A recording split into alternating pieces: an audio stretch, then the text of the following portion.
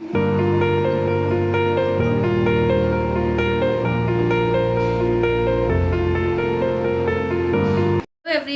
welcome to my channel. Today we will study the third part of drug evaluation. In this part we will study the vein islet number, vein termination number and further quantitative microscopy. First, what are vein islets? Vein islets क्या होते हैं? जब एक leaf के ऊपर green surface के ऊपर कुछ लाइंस दिख रही हैं, उन्हीं को हम क्या बोलते हैं? Vein islets. Next is vein islet and vein termination number. ये जो व्यू है that is the microscopic view. इसको जब हम किसी लीफ को ट्रांसवर्स सेक्शन काटते हैं तो उसको माइक्रोस्कोप के अंदर देखते हैं, तो इस वजह से वो मैग्निफिकेशन में दिखाई देता है. ये इसमें ये वाली जो है दीज आर वेन आइलेट्स, और जो इसके बीच में पॉइंट्स दिख रहे हैं these are vein termination. Next is what is vein islet number. Vein islet number क्या है? Is number of vein islets present per square mm of the leaf surface. Vein islet number है that is constant होता है for a given species of plant के लिए, and it usually does not alter with the age of plant and the size of the leaf. मतलब जैसे जैसे as बढ़ती जाती है प्लांट की, तो इसकी जो वेन्स हैं उसमें कोई चेंजेस नहीं होते. जैसे कि हमने स्टोमेटल नंबर में पढ़ा था कि जैसे जैसे उस प्लांट की एज बढ़ती जाती है तो स्टोमेटल नंबर भी वेरी करती है. But in case of vein islets ये जो नंबर है वो कांस्टेंट रहता है. It does not alter with the age of the plant. और या फिर जो साइज बढ़ता है प्लांट का उसके अकॉर्डिंगली वेन आइलेट्स में कोई चेंजेस नहीं आते. Next is there are some examples of vein islet numbers of few leafy drugs. That is digitalis purpurea के अंदर वेन आइलेट नंबर होता है 0, 2 to 5.5 एंड डिजिटलिस थैप्सस के अंदर 8.5 to 16 एंड कैसिया एंगुस्टिफोलिया के अंदर 19 to 23. Next is when termination number. देखिए ये आपको यहाँ पे कुछ वेन्स दिख रही हैं, ये क्या है? हमारी वेन आइलेट्स. और जो अंदर दिख रही हैं दीज आर वेन टर्मिनेशन. तो इसको हम कैसे कैलकुलेट करते हैं? Vein islets vein termination number क्या है? It is the number of vein termination per square mm of the leaf surface. ये सेम है जैसे हमने वेन आइलेट नंबर में बोला था. It is the number of vein islet termination per square mm of the leaf surface. कहाँ पे देखते हैं? मिडवे बिटवीन द ये mid rib of the leaf and its margin. मतलब मिड रिब और मार्जिन के बीच का जो पार्ट है उसके अंदर हम वेन टर्मिनेशन को कैलकुलेट करते हैं. Next is palisade ratio. Palisade ratio क्या होती है? It is the average number of palisade cells beneath one epidermal cell. देखिए ये एक धतूरा की माइक्रोस्कोपी है. इसके अंदर हमें यहाँ पे ये होती है इसकी अपर एपिडर्मिस, ये क्या है? Lower epidermis. जो अपर एपिडर्मिस में सबसे फर्स्ट पार्ट क्या है? These are epidermal cell. वो एपिडर्मल सेल्स के नीचे क्या होते हैं? पैलिसेड सेल्स, जो कि इलोंगेटेड होते हैं, वर्टिकली इलोंगेटेड होते हैं. ठीक है, तो इस कैलकुलेशन में हम कैसे करते हैं? It is the average number of palisade cells beneath one epidermal cell. मतलब एक एपिडर्मल सेल के नीचे कितने पैलिसेड सेल्स हैं उनको हम कैलकुलेट करते हैं. And using 4 continuous epidermal cell. इसी तरह हर मतलब एक एपिडर्मल सेल के नीचे कितने पैलिसेड सेल्स हैं, फिर दूसरे के नीचे, तीसरे के नीचे और चौथे के नीचे. इस तरह हम 4 एपिडर्मल सेल के नीचे पैलिसेड सेल्स को काउंट करके फिर उनकी एवरेज निकालते हैं. There are some examples of palisade ratio of some leafy drugs. That is Atropa belladonna के अंदर जो पैलिसेड रेशियो है दैट इज 6 to 10 है. इसी तरह धतूरा स्ट्रामोनियम के अंदर 4 to 7 है एंड डिजिटलिस पर्प्यूरिया में 3.7 to 4.2 है. तो ये जो क्वांटिटेटिव माइक्रोस्कोपी है इसको हम कहाँ यूज़ कर सकते हैं? जब हमारे फिजिकल मेथड, केमिकल मेथड के थ्रू हम जो हमें एक्यूरेट मेजर ऑफ क्वालिटी का हम उन टेस्ट के थ्रू नहीं कर पा रहे, उस केस में हम क्वांटिटेटिव माइक्रोस्कोपी को यूज़ करते हैं. इसको मेनली हम पाउडर ड्रग्स के लिए यूज़ करते हैं. दूसरी चीज़ क्या है? कौन सी पाउडर ड्रग के लिए हम इसको यूज़ कर सकते हैं? First, well defined particles which may be counted. For example starch grains हैं, पॉलन ग्रेन्स हैं, जिनको हम इजीली काउंट कर सकते हैं. तो उस केस में हम क्वांटिटेटिव माइक्रोस्कोपी को यूज़ करते हैं. Next is single layer cells or the tissue, the area of which may be traced under suitable magnification and actual area can be calculated. मतलब वो सिंगल लेयर सेल या tissue जिनका हम area measure कर सकते हैं, जब हम उनको माइक्रोस्कोप के अंडर देखते हैं तो उसके एरिया को हम इजीली मेज़र कर सकते हैं. थर्ड पॉइंट क्या है? The object of uniform thickness the length of which can be measured under suitable magnification and further हम उसका एरिया भी कैलकुलेट कर सकते हैं. मतलब हम इनको किस किस के लिए यूज़ कर रहे हैं? एक तो जो पार्टिकल्स जिनको हम काउंट कर सकते हैं, दूसरा सिंगल लेयर सेल या टिश्यू जिनके एरिया को हम मेज़र कर सकते हैं, एंड थर्ड वो ऑब्जेक्ट्स जिनकी थिकनेस यूनिफॉर्म है और जिनके एरिया को हम इजीली कैलकुलेट कर सकते हैं. नेक्स्ट इज, यहाँ पे हमने एक एग्जांपल ली है जिंजर की, जिसकी हमने परसेंटेज प्योरिटी को कैलकुलेट किया है by using lycopodium spore method.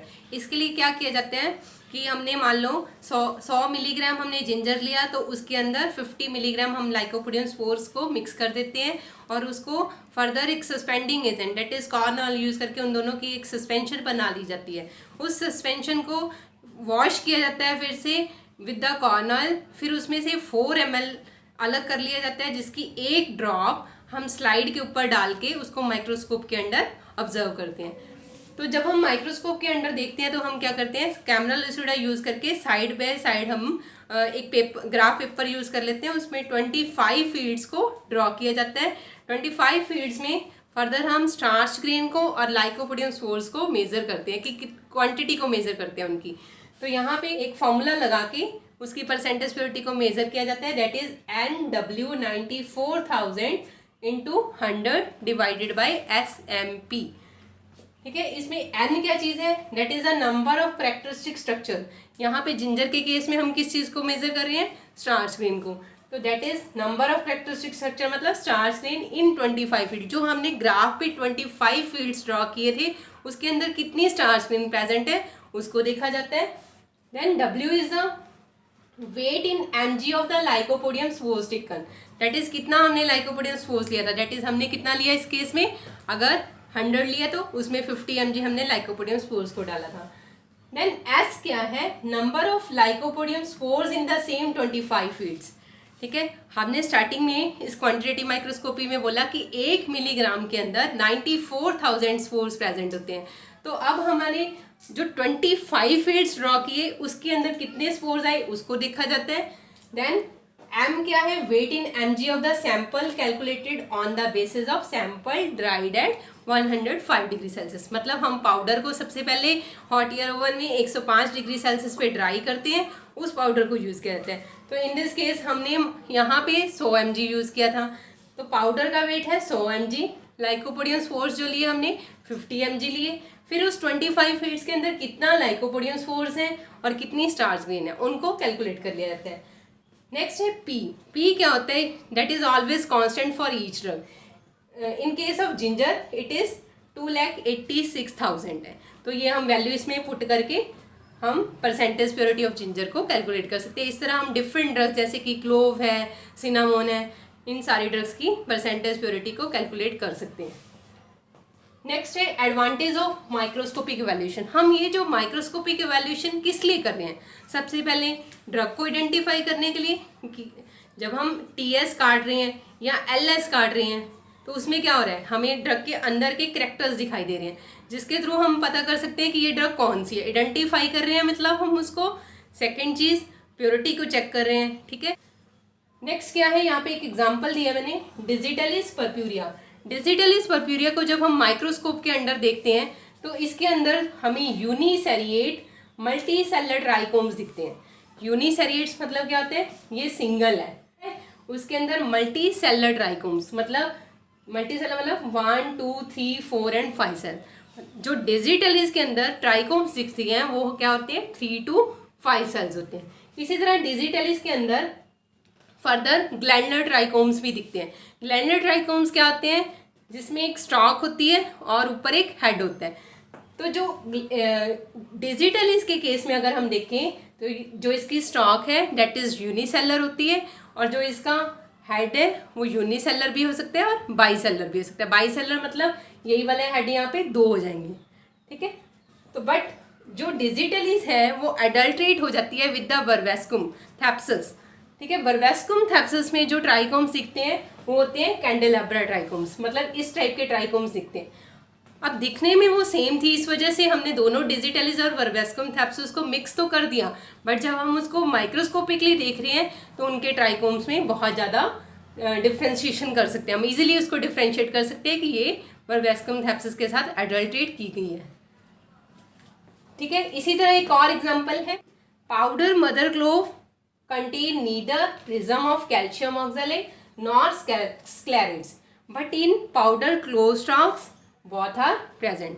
जो पाउडर मदर क्लोव क्या है, दैट इज मदर क्लोव मतलब फुली राइपिन फ्लावर बड है, ठीक है। और क्लोव स्टॉक्स क्या है, जो अनराइपिन है उनको हमने उसकी प्रॉपर ग्रोथ से पहले ही उसको तोड़ लिया है, ठीक है। तो मदर क्लोव है जो उसके अंदर ना तो कैल्शियम ऑक्सैलेट के क्रिस्टल होते हैं ना ही स्क्लेरेट्स होते हैं, बट जो क्लोव स्टॉक होती है उसके अंदर ये दोनों प्रेजेंट होते हैं। इस तरह हम अगर ये इस टाइप की अडल्ट्रेशन होती है तो इजीली उसको माइक्रोस्कोप के अंडर ऑब्जर्व कर सकते हैं। नेक्स्ट, इस माइक्रोस्कोपिक एवैल्यूएशन का और क्या फ़ायदा है कि हम स्टार्च ग्रेन, हमने अभी पढ़ा क्वांटिटेटिव माइक्रोस्कोपी में हम स्टार्च ग्रेन को काउंट कर सकते हैं। तो साइज ऑफ, इवन हम साइज को भी देख सकते हैं उसके further, the size of starch grain and fibre also helps in the detection of adulterants.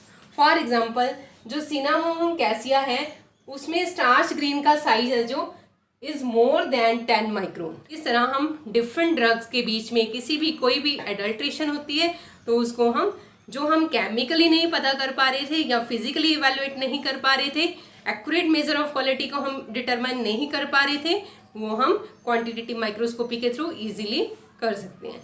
Thank you. Next lecture में हम रिमेनिंग पार्ट को डिस्कस करेंगे।